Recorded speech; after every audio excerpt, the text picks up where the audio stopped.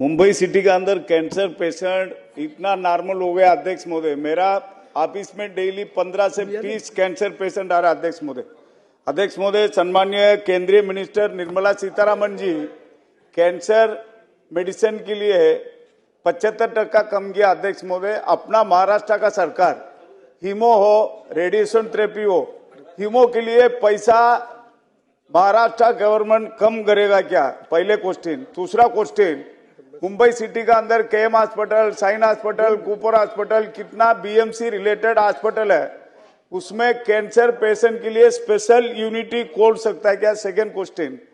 तीसरा क्वेश्चन अध्यक्ष महोदय, ये कैंसर कहां से आता है? तो बहुत कारण है। मेन कारण है मुंबई सिटी का अंदर चाइनीज कितना बेचता है, चाइनीज होटल छोटा छोटा, उसी में अजिनोमोटो बोल की एक नमक यूज करता है अध्यक्ष महोदय। वो नमक से कैंसर 75% शुरुआत होता है अध्यक्ष महोदय। ये मंत्री महोदय ये कंट्रोल करेगा कि नहीं? धन्यवाद। अध्यक्ष महोदय, सन्मान्य सदस्य कॅप्टन साहेबांनी जे काही सूचना मांडल्या त्या सूचनांमध्ये देतात उत्तर त्यांचं झाल्यावर तुम्ही द्या, बोला।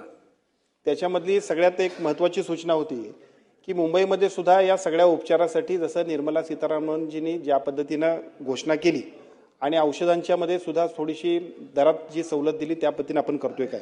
मी मगाशी सुद्धा जे सांगितलं ते परत रिपीट करतो की महात्मा फुले जीवनदायी योजना असेल, आयुष्यमान भारत योजना असेल, याच्यामध्ये आपण मोफतच देतोय आणि या मोफत योजनेचा फायदा सगळ्या लोकांना आपण करतोय। त्यामुळे या सगळ्या योजनेकडे लोकांना घेऊन गेलं की निश्चितपणे त्याचा फायदा होईल।